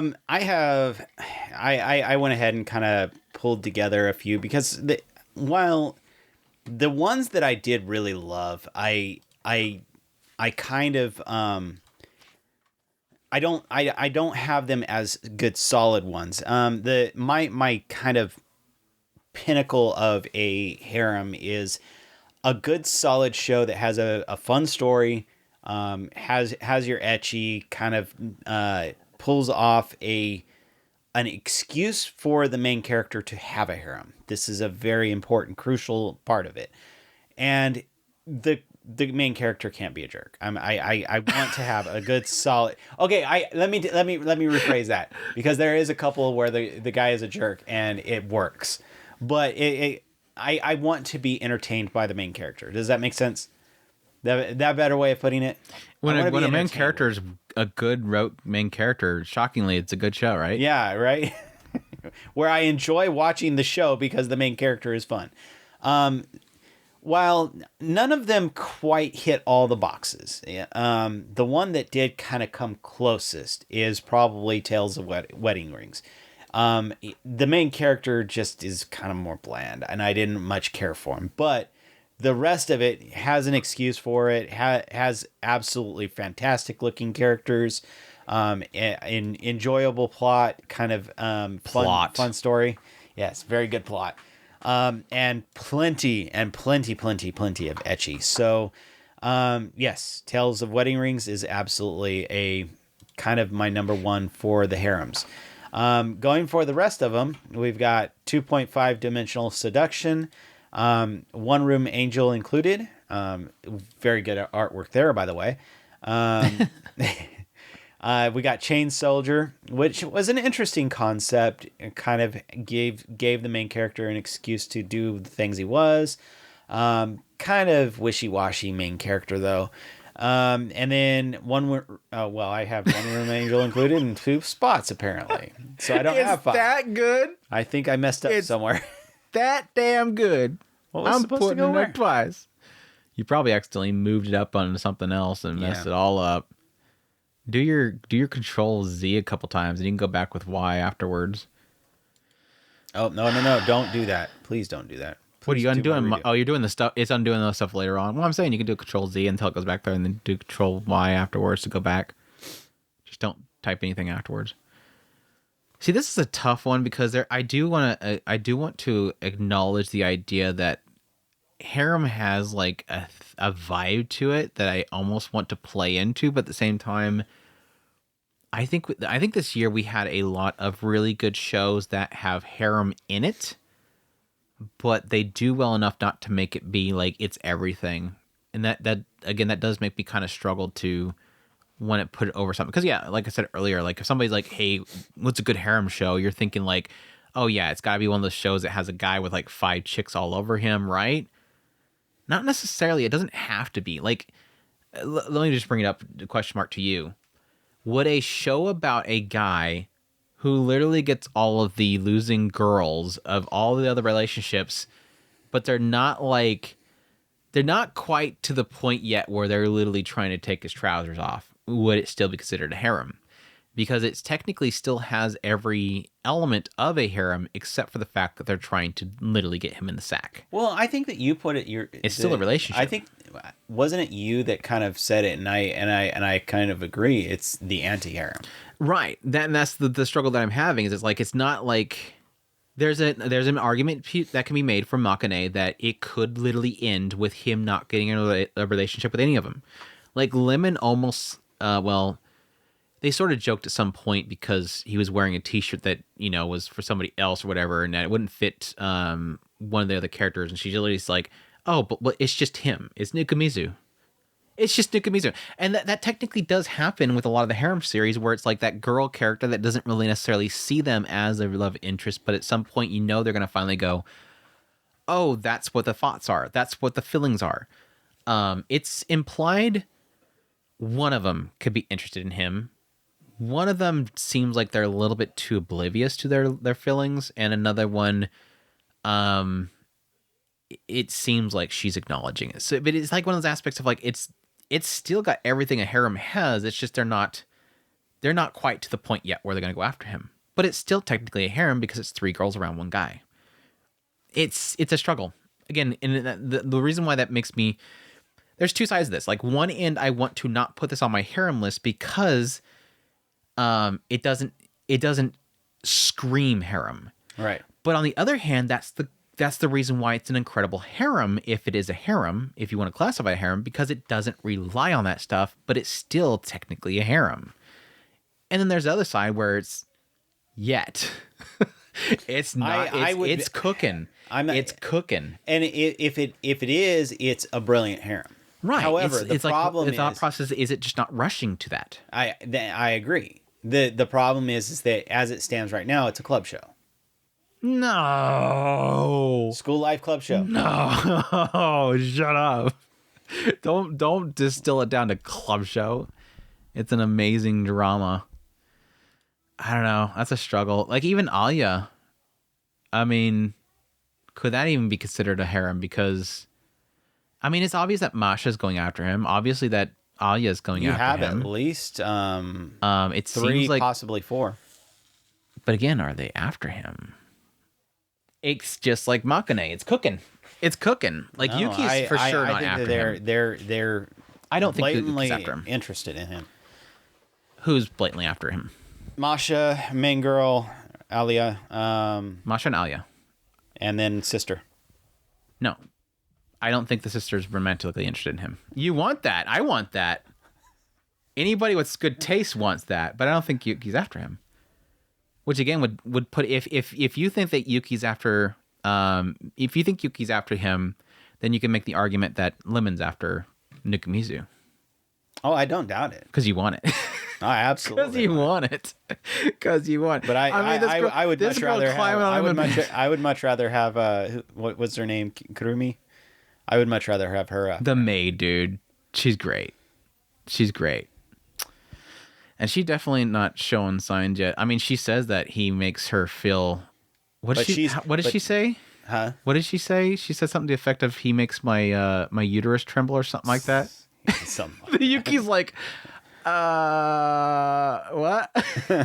Like, if she could throw off Yuki of all people by making some inappropriate comment about the main character, I forgot his name. What's his name?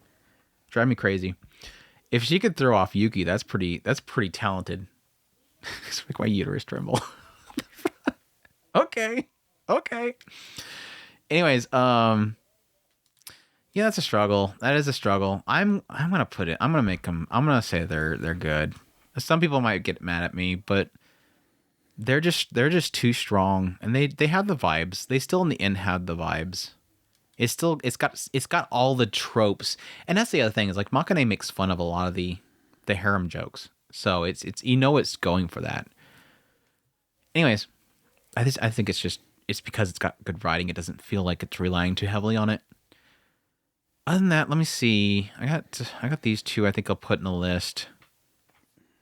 I'm thinking I'm gonna go with One Room as well, Chris. I kind of want to put Loner Life and Grieving Soul, but both of those kind of fell off for me halfway through them. They're both really good shows. Yeah. But not good shows overall. I kind of want to do Level 2 Cheat Power too. But see, with Level 2 Cheat Powers, like, it was so focused on Fenris, and the other girls kind of just were there. That was really its only problem. Other than that, it was a really fun show. It's just, it felt like it was so dedicated for him being with the Fenrir girl, and the other girls were kind of just there going, can we get in? Can we get in this room? Can we... Like in the one time they actually do kind of try to get his attention, she literally is going to kill him. So they backed off. 2.5 dimensional seduction. Again, another one that kind of really cooled down for me, but it was really strong early on as a harem show. I think I'm gonna do one room, and then call it a goods there. Number 5. Am I 5? Is it 5? Right? It's 5, right? Number 5, one room angel, one room apartment, good lighting, angel included or something like that. I will admit the show takes a while to get to it, but it's a good little fun ecchi show. I think it's about the point in which you get the snow girl and the childhood friend kind of involved. When you get like that group, like 3 girls together, that's when it suddenly starts to be kind of really fun for me. I think the chemistry between those girls are really fun. But yeah, it had a slow start. Chain Soldier number 4, again, it's probably the epitome of like ecchi comedy harem type of show. It's got a great mechanic to the whole ecchi fun action show that I do actually really like. Unlike just being a ecchi comedy show with a guy stuck in an apartment with a bunch of girls, it is a guy at a home base of a bunch of girls fighting demons. And it has a cool little mechanic with the whole idea of him being controlled by the girls and then having the punishment game afterwards. That was really funny. It was good. I'm looking forward to the second season. Tsukimichi number 3. I do like Tsukimichi. I think the second season was much more weaker than the first season. I love the first season. But I still love the harem in it. Like all the girls in his little harem are really solid characters. I think they're just a blast whenever they're around, which was not much in the second season, at least around him. He was very much so alone most of the time. But I like it. I really do like that series. Still one of my favorite isekais recently. Number 2, oh yeah, sometimes Heiser fills in Russian. Again, I love the harem in that show. Yuki, I'm gonna go with Chris on that one. Yuki is definitely included in that one because she's definitely best girl.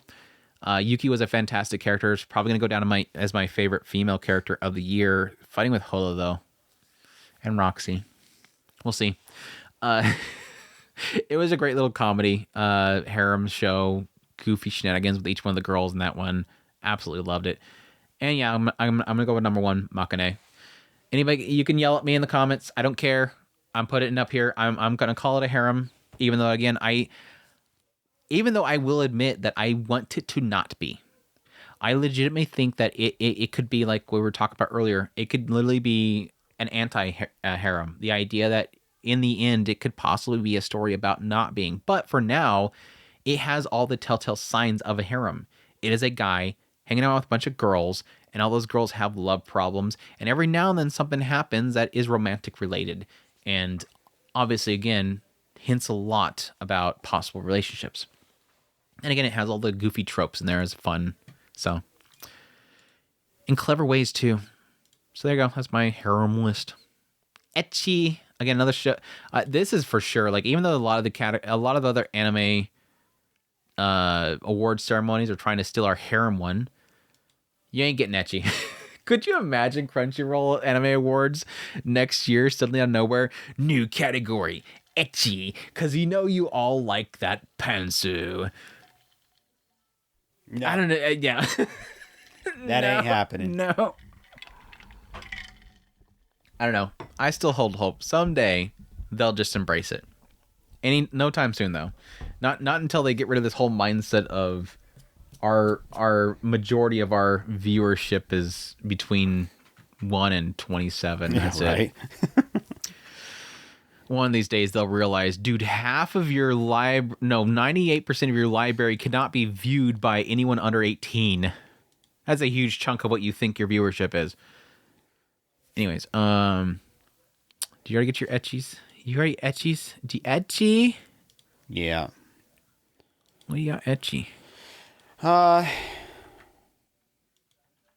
The main problem on mine is I have not watched a lot of these, and the ones that I have watched are not really all that ecchi. So either I missed out on a whole lot of ecchis, or those aren't as ecchi as they want to think. So they ain't as ecchi as they think. Chris, I put them in the damn list.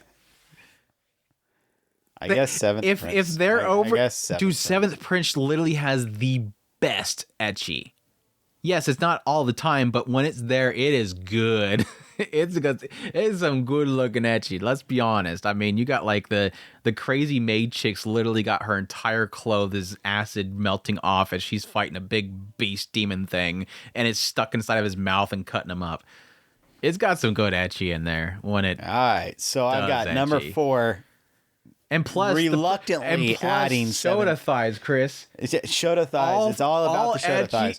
All ecchi's created equal, Chris. You acknowledge them Shota thighs. I did. You know, Like, it's all half about that of its Shota thigh. viewership loves them Shota thighs. Mm-hmm. I'm with you. 100%. They some shiny legs. The legs. It's about the thighs. Because Andrew, I mean, you know what? Why am I not? I need to add our thigh girl from this season. Where is Tina? she at? Yes, Tina needs to be up on here because we all know thighs. Grieving it's all Soul about the Retires is not in the. I don't think that was. I mean, it was the thighs were there, but yeah, it wasn't. There wasn't really much other than that. Besides, yeah, technically, Ilya woke up the next morning with him and Pinky trying to literally do things to people at random points. So what was she doing, people? She was trying to get him in bed, like really bad. And the other one was trying to like blackmail him into bed. So all you have to do is say you owe me a lot of money, so you should marry me to get rid of the debt.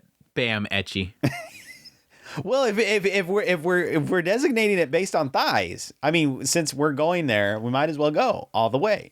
Well, thirsty for thighs and talking about trying to hooks with somebody is a little different there, Chris. But you do you. You do you, Chris. I was just giving you more excuses to make it. I mean, there's certain things that trigger every person differently. And yes, the simple act of seeing shiny legs, even if it's all you're seeing is the calf or like their knee or something like that, and it sets you off, that's ecchi for you. I mean, just by seeing somebody's eyes, some people get a little. I mean, there's the armpit thing. I'm seeing more and more recently. There is an armpit group. So like here recently, this the hell's that show? Oh, Kuro Iwa is impervious to my looks or whatever. That show, the monk dude. Like this recent episode, she's posing for him to draw, and she literally does this whole thing. I'm like, oh yeah, there's the armpit people. They're gonna love this episode because she's showing showing her armpit. Well, there's the neck people too.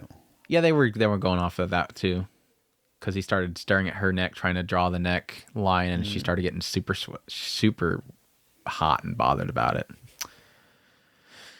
Anyways, number 4, I've got Seventh Prince. Number 3, I've got Chain Soldier.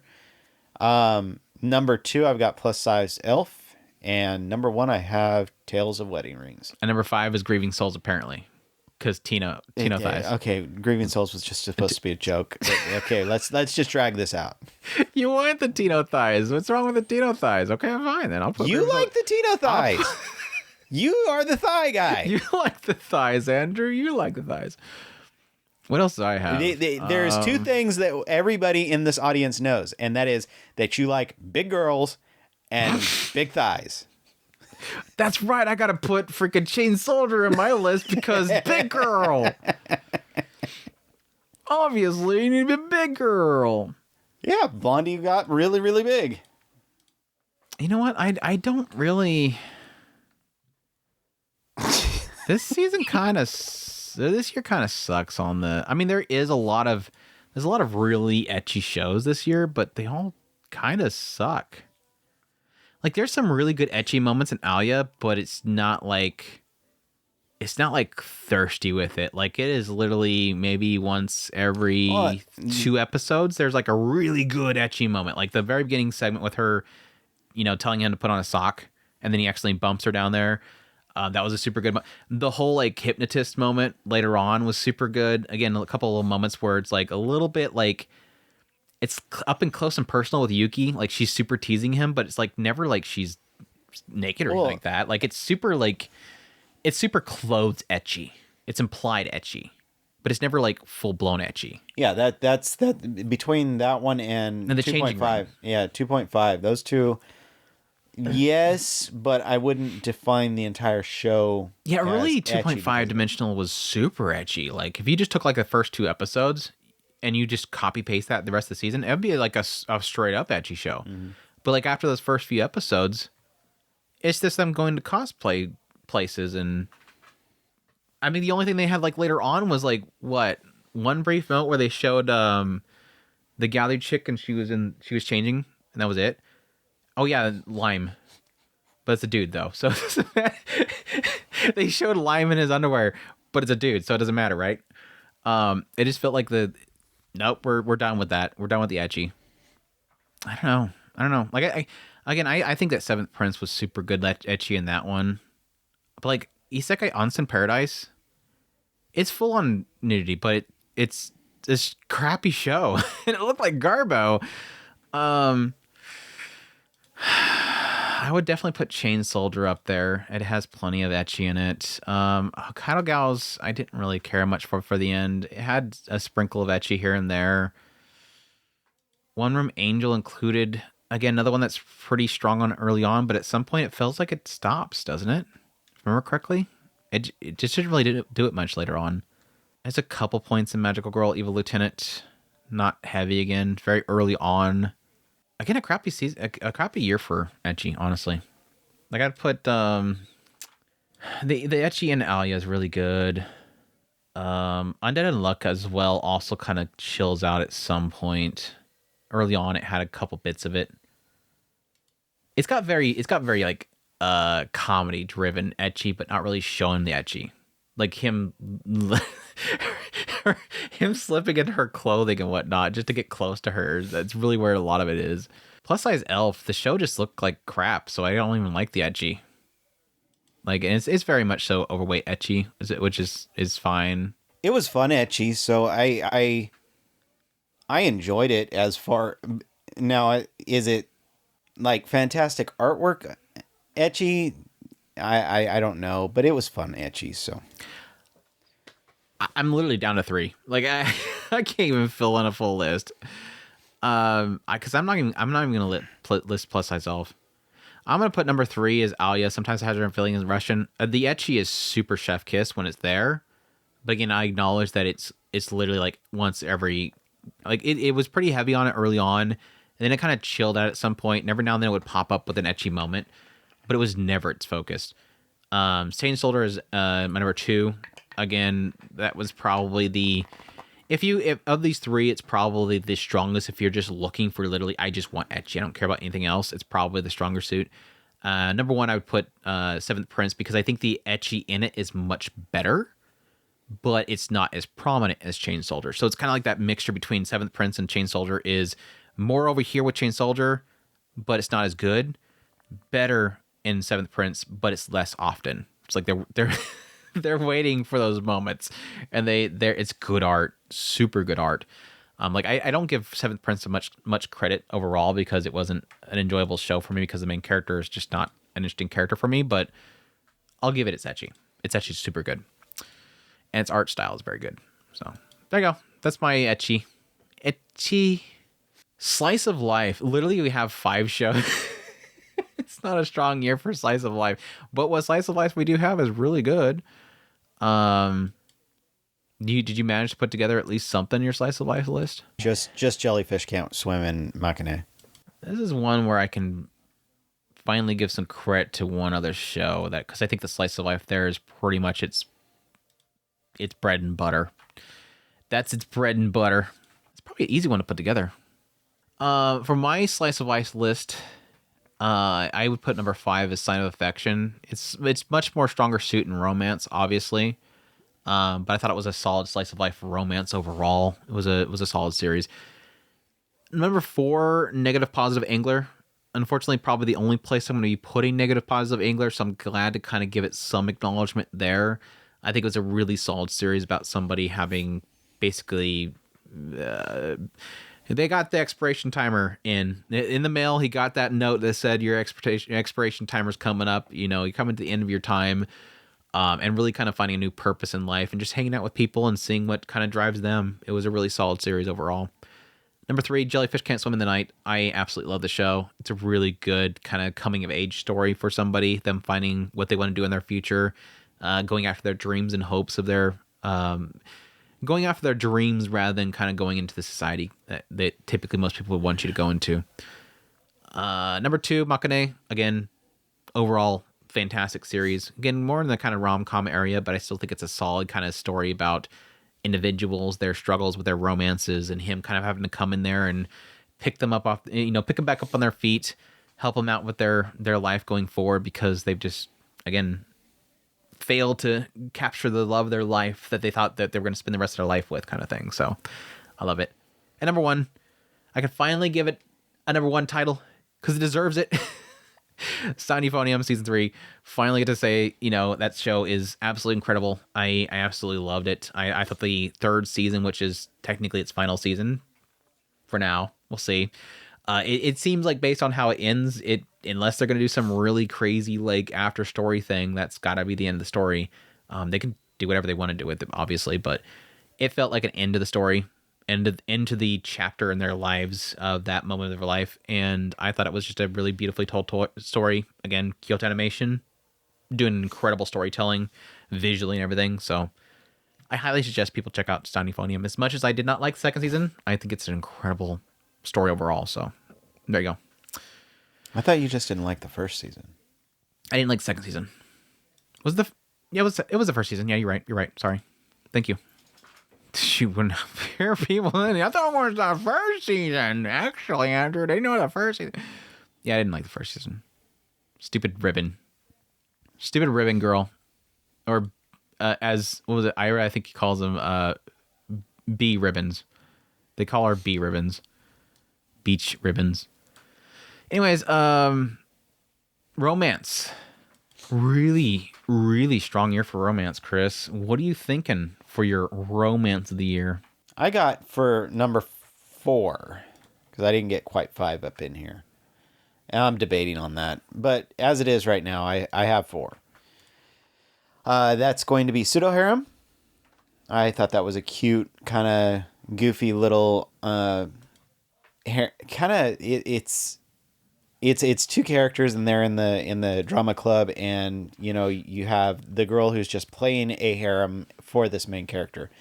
And while I didn't like it at first, I did kind of come around to it, and I do kind of think it's a solid, kind of just sweet, kind of puppy dog love romance as it goes along. So I did actually really enjoy it. Number 3, I've got My Wife Has No Emotions. I think that this was kind of an interesting little romance with a little bit of a twist in there. The kind of AI thing, while I really kind of wanted to explore that side, it didn't really do that. Instead, it just kind of just hit it from the aspect of, is this really a love when it comes down to it? So I thought it was an interesting little twist on it. Number 2, I've got Magical Girl and Evil Lieutenant. I thought that was an absolute sweet story, and I think it really did work for what they were trying to do with that story. And then my number 1 is going to be Dangers in My Hearts. I think it's a fantastic love story there. So yeah, that's mine. That's mine. Yes, again, this is another one of those ones where I kind of struggle with it, because, like, again, Makeine is about failed romance, even though it is about romance. Like, would you call breakups romance still? Like, because, I mean, they're all still in love, and it's hitting on the aspects of romance. It's just not the romance of the main character. It's getting into the romances of everybody else. So I guess it's still technically a romance, isn't it? I don't know. I don't want to put Makeine in everything, but at the same time, I kind of want to. Yeah, I'm gonna put it right here. If you're gonna get sick of me, I don't have to talk about it again. That's the other nice thing about putting in another list. I don't have to talk about it again. But I mean, that is my point, though. It's a romance of other people's romances. But that means, you know what? I'm gonna do this as well. I don't see, because I struggle with Sumisho too. I really do struggle with Sumisho, and I think you were talking about possibly putting yours when I put it in mine.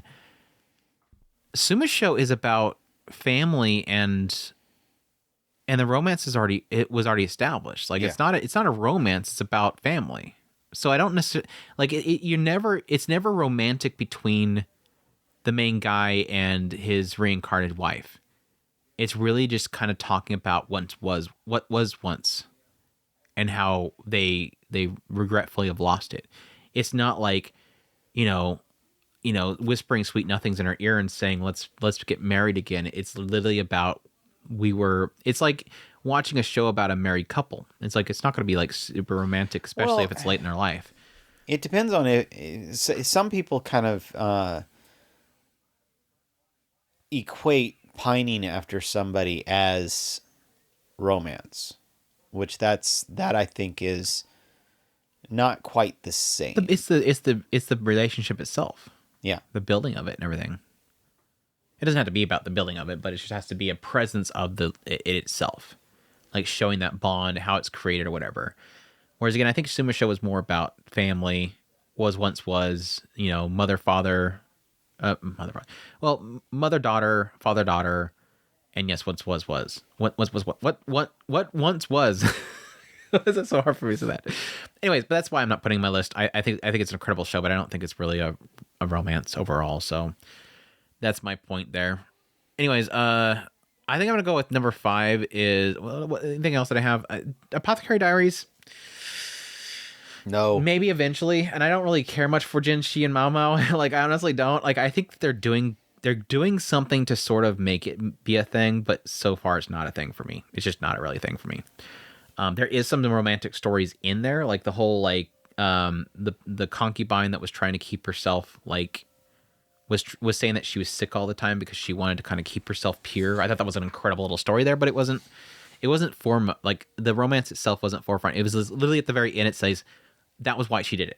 Oh, that's super romantic, but it wasn't really it wasn't the focus. It was the mystery about why she was doing it.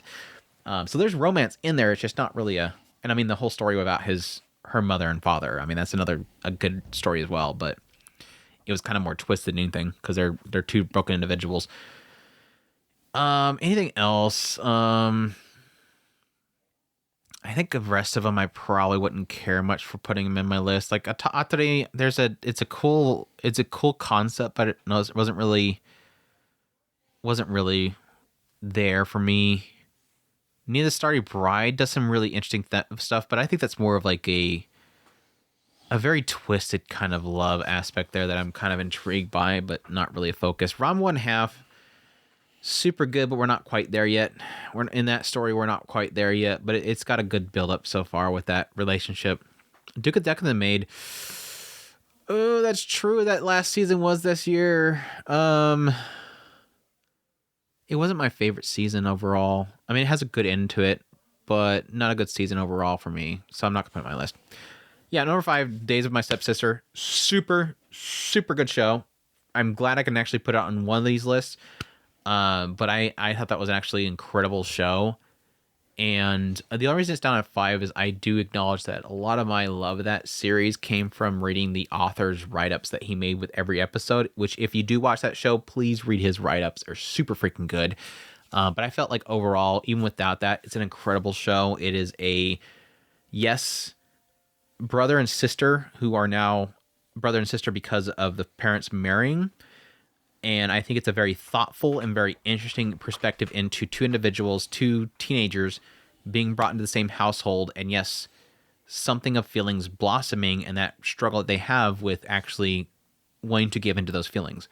And it is not a siscon brocon show. It is a very thoughtful look into their psyche and how they struggle with opening up themselves to each other. And at the same time, fearing they get too close. I highly recommend it. It's a really good show. Spice One Up at number 4.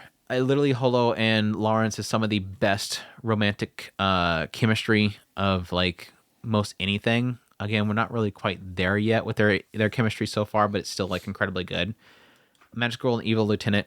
Again, like I said earlier, it's a really incredible show. I absolutely love those two. They're super cute together.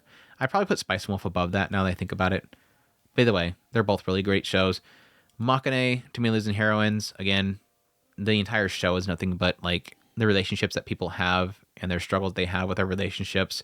And I think a very, very thoughtful way that they go through telling each of those stories, like especially Lemon's story and her struggles that she has with her childhood friend. I thought it was super good stuff. Super, super good stuff. And then my number one, Shock to Nobody. It's literally goes up as my, I think right now, I haven't really completely thought it through, but I've said this several times, and I'm pretty sure I'm confident about it. Easily my favorite romance series of all time. I think the character writing between Ichikawa and Yamada is some of the best building of relationship that I've ever seen in the story. Like I unfortunately, me personally, I don't find myself to ever really like with most romance stories, especially anime. I don't typically find myself understanding a lot of the choices of romance that a lot of characters have. This is one of those rare cases where I'm like, I fully understand why Ichikawa likes Yamada. I fully understand why, even though she hasn't said anything, because it's a really interesting the fact that they don't really necessarily have her inner thoughts. From what she has said, I fully understand why Yamada has feelings for Ichikawa. It's one of those rare series where I just I dig the two of them. I think they're perfect for each other, and I fully support them. And that's, again, unfortunately a very rare thing that I find in a lot of stories. So, until out of nowhere, this is gonna happen. We're gonna go into season 3 if they ever do season 3 Danger My Heart. They're gonna go into season 3 and they're like, the characters will suddenly look at the camera and they'll go, "Yes, Andrew's watching. It's time to do it." And then they turn back to each other and like it's almost like it just pauses and they like the music cuts off and they look into the camera and they're looking at me and they're like, "Yep, Andrew's here. Let's do it." And they turn back and then suddenly out of nowhere, Ichikawa just turns to Moika and says, "Moika, I actually love you." They're gonna do the Sakura Sao. At some point, they will pull a Sakura Sao and Danger My Heart and ruin it all. Because that's what all these damn romance series do. At some point, they go, "Never mind, we're doing this." And they go that way. Even though I really like Mocha. She's cute. I like Moika. She deserves love. No, he'll turn and fall in love with his sister, which I'd ship that one too. His sister's great. I just don't think he's... His sister deserves love too. I just hope by the end of the story, his sister gets a love. They seem to have hinted at somebody. We'll see though. We'll see. Anyways, did you do your romance? Yeah. Are you sure? Mm-hmm. I don't want to skip you. Yeah, I did Pseudo Harem, Wife Has No Emotion, Magical Girl and Evil Lieutenant, and Dangers of My Heart. Now I've said it twice. Squealing loud child voice and My Wife Has No Emotions. Girls and idols bands. Chris is not even going to touch that with a 10-foot pole, apparently. You could put Oshinoko in there. Well, it would be Jellyfish Can't Swim in the Night and Oshinoko, and I don't think Oshinoko is really all that much of an idol show. They finally got into some stuff late in the second season. Like, it felt like with the first season, they got so focused on like the whole acting stuff, and then out of nowhere at the end, it's like, oh yeah, by the way, Ruby's doing stuff with idols. I mean, they were doing quite a bit with like the whole like, you know, doing the YouTube stuff. Oh yeah, there is Ruby, huh? Yeah, she's there every now and then. Yeah, I feel like the second season especially, it was like, what, 3 episodes to Ruby? And like 2 of them were at their hometown, you know, doing the whole like video recording thing. We had like 1 episode of them, you know, talking about doing YouTube and their success on YouTube, and then hopefully doing something. But just 1 performance, and it was a music video. That was really all the idling stuff that they really did. But it's still idol industry stuff. It's just it's not really, again, the Blade stage performance stuff was like what, 90% of that season. So it's not really much there, but it's still an idol show, whatever. But no, I kind of agree with you. Oshinoko is not really its strong suit this season. Hopefully we'll get more Ruby next season. It'll be an idol show again. But I mean, again, I even argue with the first season. It's still an idol show. It's just, it's so much more focused on the acting with that season. So she is idling whenever she can, whenever the show wants to focus on Ruby. It was like literally most of season 2. I'm like, please give me Ruby. Like, does this writer hate Ruby? Just doesn't want to spend time with Ruby? He should have become an idol. I bet there's somebody involved with their mother's death in the Idol industry. Go over there. Go get in the idol industry. Become a boy band idol guy. I don't know. No, please don't. I don't want. I don't want an entire season of Aqua being in a boy band. No, a boy idol group. No. Without a doubt, for me, Sound Euphonium takes number one. I have spoiler. I'm gonna jump right ahead here. I'd probably do that. No, I think this one goes above that one. Is there anything else? Yeah, again, I'll put Oshinoko on there just because, again, it's gonna be number 5 because I don't have anything else to put there, and it is, again, the least of all of them because it's literally like 2 episodes. Oshinoko number 2, or no, Oshinoko season 2. I did the same thing you did, number 2. Oshinoko season 2, number 5, and again, I'm putting it there because it's an idol band group section, and again, I think that the idol stuff was a very minuscule part of the season, so it's very little of it. Even though I think a lot of the stuff they get into there is interesting, getting into the idea of them making the music video, the process of making the music video itself, getting into like the local area and the desires for, you know, musicians and whatnot to come to that local area because they have like this goddess of music or whatever it was, entertainment. Getting into the idea of the popularity and the dangers that come from that. And again, the whole past trauma is kind of coming to the forefront again, and the idea of him possibly going out with Kana and how that could put her in danger. All that kind of stuff is still there. The overall industry itself is still there. It just, again, it wasn't, this season itself around idols specifically was not much of a focus. So that's why it's number 5. Number 4, Girls Band Cry. Really, really enjoy it. I think it was a lot better. It was a very well presented show, even though it was like full CGI. Visually looked really good. The music's really good in this series. I'm not a fan of, and I'll have the same problem when I'll get into the next one. A lot of the melodrama in there was a little bit too much for my taste. The drama itself, the feel of it, was just too much for my taste. But I still think overall the stories of the characters are great. There's a couple of characters in there that I like more than other characters. I think it was one of the cases where like the main character herself was probably my least favorite out of all the characters.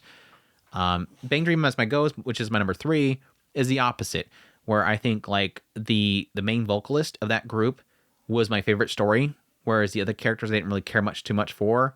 Again, music's really solid. Visually, even though it was CGI, really well done.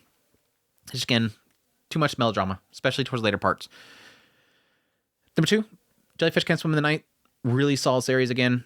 Easily my favorite band show of the year. It just really great characters. I love each individual character stories. Did a really good job of kind of molding the overall character stories themselves into the project they are doing, which is, again, sort of combining each of their own creativities together. Aspects of like one being good at, you know, video editing, whatnot. One being good at writing stories themselves. One being the musician, all that kind of stuff, kind of bringing them all together to make a group to go viral with. So really enjoyed it. And again, number 1, Sound Euphonium, season 3, band show, band thigh girls doing their work, trying to get to the nationals. Really fantastic stuff there. Again, a very great climax to the overall story. Really fantastic into their overall stories. And again, like a chapter close to the character stories and moving on with their lives. So really, really fantastic stuff. Again, QNNE just does an incredible job. Yeah, we'll call it there. You think it's a good stopping point? I think that should be fine. I think next week will probably be about the same amount of time, maybe a little bit less, because I have all my seasonals done already. It's just really Chris debating them, but I think that'll be good for this week. We'll call it there. This is pretty much all the genres. We only have like isekai and mystery left. Then we'll be getting into like the subcategories before we do the seasonals and the anime of the year. So we'll call it there. And then we'll tell everybody what the best of 2023 is. Did it still? Like I said, I literally just copied the document over. So I think that literally happened last year. Come on, Andrew. It's funny. But I think that joke happened last year, so it's the same joke, Chris. Is the same joke? I made the same joke. Same joke. I'm good at the same jokes. Same jokes. I'm good at kicking jokes until they're dead. Like you're doing right now. Yes. Anything else you want to tell us about it? That's good though. Okay, Chris, you're being challenged. Please make sure between now and basically a week and 3 hours before now, less than week minus 3 hours from now till then, go in here and I don't know, go through any chart or something like that. Make sure that I have all of your best girls. I don't care about the rest. I mean, I probably got all the couples covered. I probably got all the boys covered. But make sure I didn't miss any cute girls that you are cute girls or cutest characters or best girls, because I don't want you to blame me, and I don't want anybody else to blame me when they go, well, Chris, what about this character? Because I don't think I have like my wife shows no emotions. I don't think I can put her in the list. So make sure that your girls are in there at least. Okay. Okay. That's your challenge. Hopefully. Hopefully we'll get that taken care of. Hopefully. I got all the best ones though in there already, obviously. Like I got Yuki in there. I got Holo in there. I got Roxy in there. I ain't got no Sylphie in here. Andrew ain't gonna put no damn Sylphie in this damn best girl list.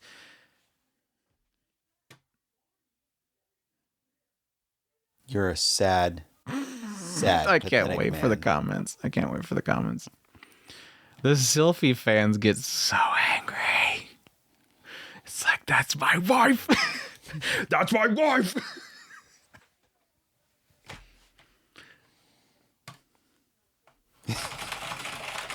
Did you know?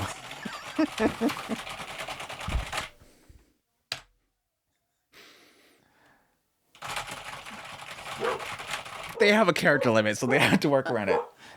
You could hear that. You're good. That's setting you off, Yuki. You made Yuki really mad. I'm surprised she's not in here for once. I know. She can't respond to your I had OS in a responded that earlier. I hope I didn't mess anything typing in this document. They get mad. They get really mad.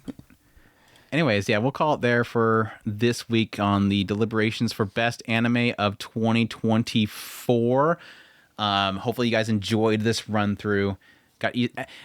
As usual with our hope with these lists, and I mean it comes with a lot of the stuff that we do, is hopefully that what you get most out of this list is kind of find some shows of like, oh crap, I didn't actually think about that show, or that's really what we like so much about these lists, honestly, is the fact that we're, rather than just giving you the top 10 anime of the year, which is just really 10 shows, it's really kind of forcing us to kind of, go outside the norms. And again, like I mentioned earlier, even though if this show is not the best show of the year, Ishida in action is a really incredible show. And you're like, oh crap, Ishida, which would normally not compete in my top 10 anime of the entire year, it as an action show is a really great show. And again, kind of breaking down to individual genres kind of helps us to kind of expand that. Even though, again, sometimes things like frieren or makeine or oshinoko kind of dominate multiple areas, having that spread sort of helps a lot of them kind of come to the top. That's why I was kind of arguing for the longest time, Crunchyroll, get more categories, because you're so focused on action and fantasy and that's it. If you have more genres, you're allowing a lot of these other shows to come to the forefront. It's like, oh yay, they finally have an isekai genre. Thank you. Oh yay, they finally have a freaking romance genre. Thank you. Now these other shows can finally get attention. Even though they'll probably still have like Demon Slayer's best fantasy. Demon Slayer, best romance. There was a character that talked about love at some point. Oh, Demon Slayer, best romance. It's going to happen.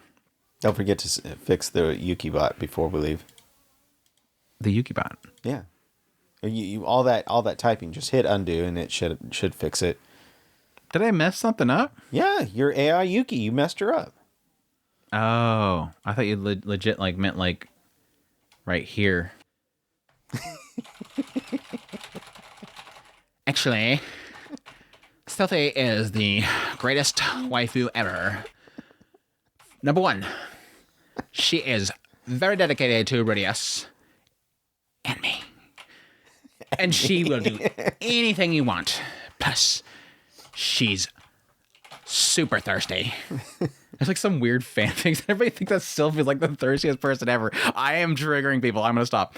Anyways, that's our first for Deliberations. We'll do one more next week. So stay tuned for that. Again, we'll go through all the remaining of the categories and best girl, best boy, all that stuff, which that actually might actually be most of that particular one. But we'll do it seasonals, go into the best of the year and all that stuff. And then we'll go on to 2025. So we hope you guys enjoyed. Again, we're at otakuspirit.com. It's where all of our links, our social media links, ways to get a hold of us, where you can yell at me about Sylphie. Ways to support us, where you can support us so that if you do like a really good Patreon, I might actually start liking Sylphie. I do like Sylphie, by the way. It's a joke. Actually, it just took a while in the novel series before I really liked her. Didn't at a point did not like her. But of the 3 waifus, obviously she's the least. It's Roxy's best girl, obviously. I'm gonna stop. Ways to support us. Thank you so much for everybody for supporting the channel and everything. But until next time, I'll take care. Os.